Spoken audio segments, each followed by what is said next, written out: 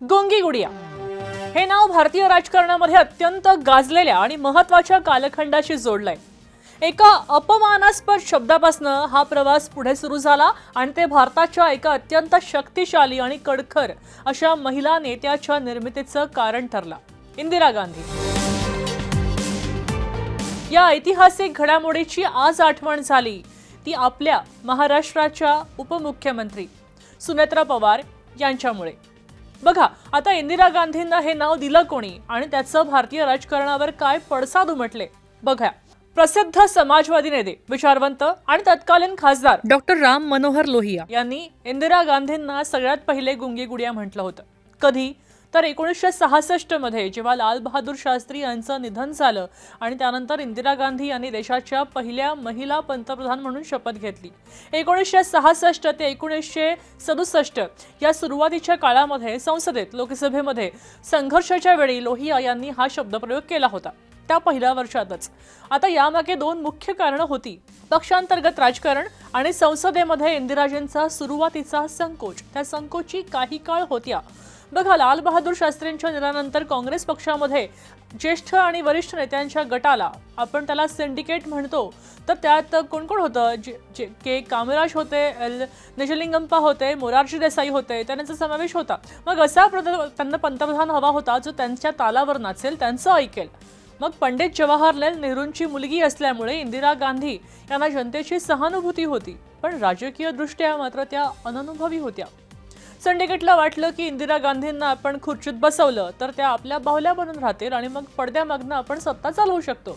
तसंच इंदिरा गांधी जेव्हा पंतप्रधान झाल्या तेव्हा संसदेमध्ये राम मनोहर लोहिया, अटल बिहारी वाजपेयी किंवा नाथ पै यांच्यासारखे विरोधी पक्षातले अगदी दिग्गज नेते होते, आक्रमक वक्ते होते।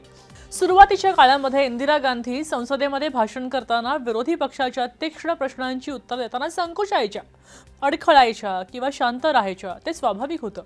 संसदेमध्ये विरोधकांच्या आक्रमकतेला उत्तर न देता शांत बसून त्या अवलोकन करायच्या आणि त्यांच्या या स्वभावावर टीका करताना डॉक्टर राम मनोहर लोहिया यांनी उपरोधानं म्हटलं होतं की पंतप्रधान नाही तर एक गुंगी गुडिया आहे।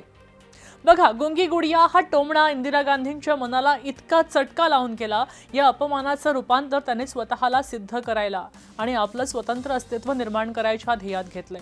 याचे पडसाद पुढे दिसत राहिले। इंदिरा गांधींनी हळूहळू पक्षातल्या ज्येष्ठ नेत्यांचे ऐकणं बंद केलं। पक्षातल्या वरिष्ठ नेत्यांशी, सिंडिकेट मधल्यांशी त्यांचा थेट संघर्ष सुरू झाला आणि ऑगस्ट 1969 मध्ये राष्ट्रपती निवडणुकीच्या वेळी त्यांनी सिंडिकेटचे अधिकृत उमेदवार नीलम संजीव रेड्डी यांच्या विरुद्ध व्ही गिरी यांना पाठिंबा दिला आणि निवडून आणलं। बघा यामुळे 1969 मध्ये काँग्रेस पक्षामध्ये ऐतिहासिक फूट पडली। काँग्रेस ओ विरुद्ध काँग्रेस आर। आता स्वतःची मास लीडर अशी प्रतिमा त्यांना तयार करायची होती। कणखर प्रशासक ही प्रतिमा तयार करण्यासाठी त्यांनी धाडसी निर्णय काही घेतले, ते पुढे येतात। 1969 मध्ये 14 प्रमुख बँकांचं राष्ट्रीयकरण केलं।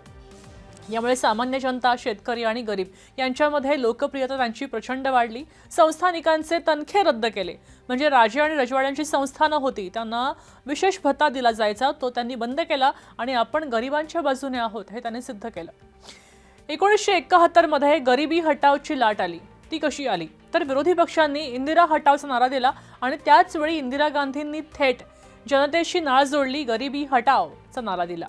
1971च्या सार्वत्रिक निवडणुकीमध्ये इंदिरा गांधींनी स्पष्ट बहुमत मिळवून दिलं आणि विरोधकांना आणि सिंडिकेटला धुळीस मिळवलं। आणि मग येतं ते 1971 मध्ये भारत पाकिस्तान युद्ध आणि आयर्न लेडीचा उदय। 71च्या भारत पाक युद्धामध्ये अमेरिकेसारख्या महासत्तेचा दबाव झुगारून इंदिरा गांधींनी ऐतिहासिक निर्णय घेतला आणि पाकिस्तानचे 2 तुकडे केले, बांगलादेश केला।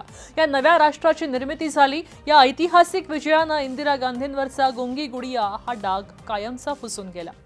संसदेमध्ये अटल बिहारी वाजपेयी यांनी सुद्धा त्याचा उल्लेख दुर्गा असा केला होता। जरी नंतर त्यांनी यावर स्पष्टीकरण दिलं होतं, पण त्यांच्या कणखरपणाची ती पोचपावती होती। मग डॉक्टर राम मनोहर लोहिया यांनी दिलेल्या गुंगी गुडिया या शब्द आता तत्कालीन परिस्थितीवर आधारित एक राजकीय टोमणा झाला, पण याच टोमण्यानं इंदिरा गांधींमधला राजकीय कर्तृत्व शक्तीला जागं केलं आणि ज्या नेत्याला विरोधक आणि स्वपक्षीय बाहुली समजत होते तीच नेता पुढे जाऊन भारतीय राजकारणातला सगळ्यात धाडसी, निर्णय सक्षम आणि आयर्न लेडी ऑफ इंडिया म्हणून ओळखली जाऊ लागली आणि इतिहासात अजरामर झाली। महाराष्ट्रात या प्रकारची कुठली गोष्ट होईल का? महाराष्ट्राचं राजकारण वेगळ्या वळणावर जाईल का? स्त्रीच्या हातात जर ते आलं तर स्त्री निर्णय सक्षम असते, स्त्री नेतृत्व गुण संपन्न असते। तेव्हा पुढे काय होईल हे काळच ठरवेल। मात्र तुम्हाला याबद्दल काय म्हणायचं आहे हे आम्हाला कमेंट्स बॉक्समध्ये नक्की कळवा। धन्यवाद।